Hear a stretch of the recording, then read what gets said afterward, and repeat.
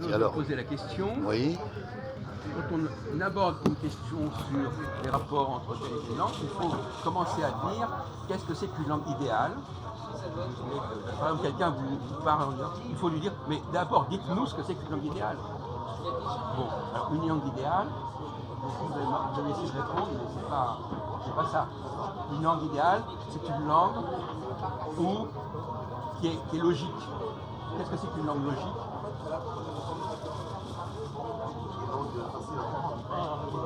Facile à parler. Facile à s'exprimer, à communiquer. Attends, on est en train de parler là. Non mais c'est pas grave. Facile à communiquer.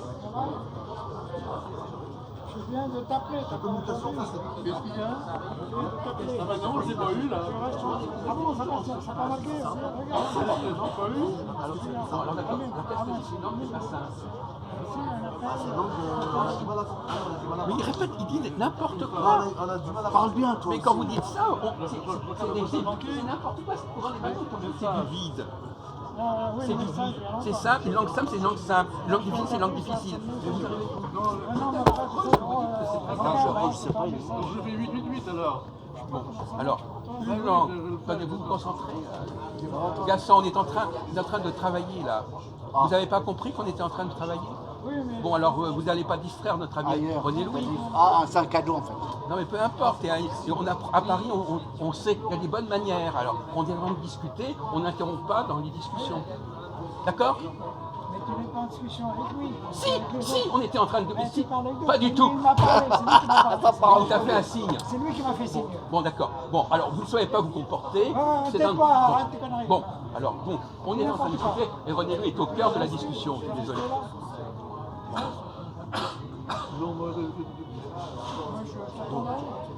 Voilà. Non mais écoutez, J'arrive. voilà, Bon, c'est ça. tu m'attends là-haut, j'arrive. Alors les perturbations, ça suffit. Hein. Alors donc, vous pouvez nous dire, parce que vous allez bientôt partir, qu'est-ce que c'est qu'une langue qui est simple à comprendre, simple à utiliser, simple à apprendre? Et qu'est-ce que c'est qu'une langue qui ne le serait pas? C'est une langue bien structurée, je veux dire. Alors donnez-nous un exemple d'une langue mal structurée, par exemple. Un exemple concret, par exemple, qui vous vient à l'esprit.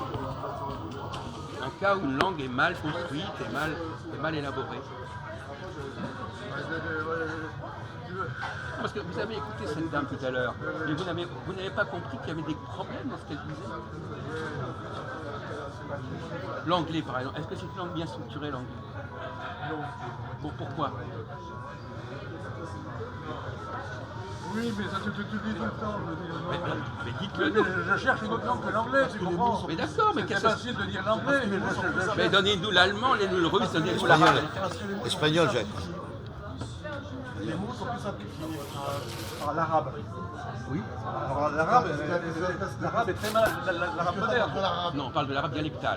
L'arabe dialectal est très mal structuré. Pourquoi? Parce que c'est un mélange. Voilà. Oui, Et bien l'anglais aussi. Voilà. L'arabe dialectal est très mal structuré.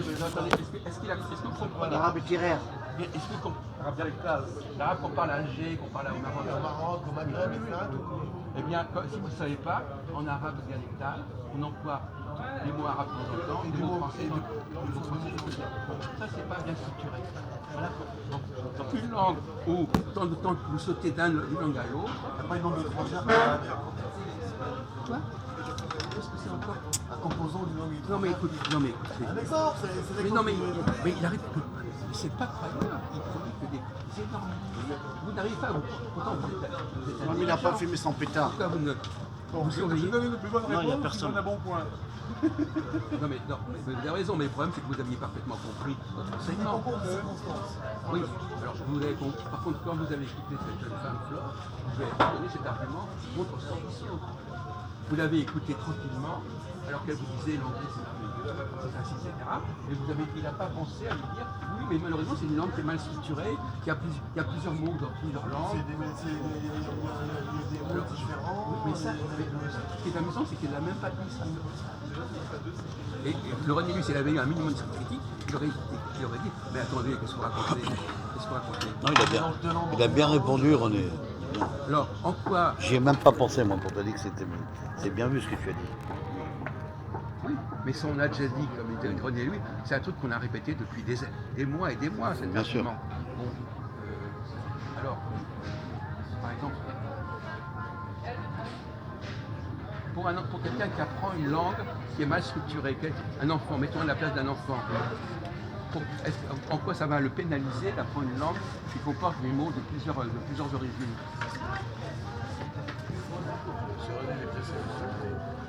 Ouais, on ne vous demande pas de commentaire, on vous demande de répondre. C'est quoi la question? En quoi un enfant qui apprend une langue mal structurée, en quoi ça va le perturber mentalement? Parce que L'origine, il va non? mélanger deux langues étrangères. Oui, c'est ça. Mais en quoi ça va le faire Dans une langue. mélanger? Comment ça mélanger? Il apprend la langue. La culture, c'est pas pareil. C'est-à-dire qu'il va te faire raciner de la première langue. Comment? Il va te faire raciner de la première langue. Parce qu'on a deux langues. Il n'y a pas de première langue là. Il apprend une langue, tantôt il y a un mot d'une langue, d'un autre. Pour lui, c'est la même langue. Sauf qu'il y a des morceaux qui viennent. Il n'est pas censé savoir qu'il y a une première ou une deuxième langue. Il est simplement, il voit dans d'un. Qu'est-ce qu'il fait? Attendez, demandez, qu'est-ce qui fait qu'il va s'apercevoir que cette langue comporte des éléments différents? Comment il va s'en apercevoir? Parce qu'il va être un environnement différent. Comment? Il va être un environnement différent. Bah, un exemple, si moi je me trouve en Auvergne, et ben je me trouve avec des Auvergnats. Mais c'est pas ça la question, mon pauvre ami. Un petit Anglais qui apprend l'anglais, là, il est à Londres, il n'est pas dans des environnements différents. Et en quoi il va être perturbé par le temps structurel de l'anglais? Bah, s'il y a des langues différentes de la langue. Comment il va s'en apercevoir que c'est des langues différentes? Bah, parce que c'est des mots différents et c'est Des mots différents. Bon, alors, c'est des phrases différentes et c'est une langue étrangère différente. mais on parle pas de langue étrangère. On parle d'une langue qui est construite comme ça. Il n'y a pas de langue étrangère. Il y a des mots Parce qu'il y a des mots qui sont différents de sa origine. Voilà. Donc, vous voyez, vous dites une chose intelligente et puis vous gâchez ça en rajoutant un truc qui est complètement à côté de la plaque. Différents de cette origine. C'est des mots, c'est des phrases qui sont différentes d'origine. Il n'y a pas qui sont d'origine différente. Oui, c'est ça. Pas des phrases, des mots, pas des phrases. Je vais vous en prier un peu. C'est pas le mot phrase, on vient. Des mots. Bon. Ce sont des mots qui sont différents d'origine. Et ça va le gêner. Ah, bien sûr. Forcément. Oui, voilà. Ça va le perturber. Oui. Parce qu'il sera obligé d'apprendre ces mots-là. Voilà. Et alors inversement, un enfant qui apprend une langue qui n'a pas ce défaut, ça va être facile pour lui. Pourquoi? L'habitude. Il a acquis. Il a déjà le savoir. Attendez, pourquoi vous ne répondez pas correctement? C'est amusant. Une fois sur deux, il répond un truc intelligent, une fois sur deux, il répond une bêtise. C'est déroutant. D'ailleurs, c'est intéressant à propos d'une langue. Alors, il y a des langues qui sont déroutantes, il y a des gens qui sont déroutants. Bien sûr. C'est-à-dire que tantôt on croit qu'il va dans un sens, tantôt il dit une chose différente, tantôt il dit une chose Il y en a qui dégradent des informations. donc on ne sait pas à qui on parle. C'est ça. Est-ce qu'on parle à Mousse 1 qui est intelligent ou à Mousse 2 qui est débile? Qui est déglingué en fumant de la Voilà. cave. Donc Ça, c'est constamment comme ça. Ça. Vous ne suivez pas, vous avez une bonne idée. Il est à moitié Après- intelligent. Après c'est gâché par autre chose qui n'a rien à voir. C'est comme ça, il faut le prendre comme il est. Hein, il faut savoir séparer le bon grain de l'ivraie. Bien sûr. Non, mais c'est pas la peine de vous donner un spectacle. Ah, Voilà, arrêtez s'il vous plaît. Bon, voyez-vous, regardez.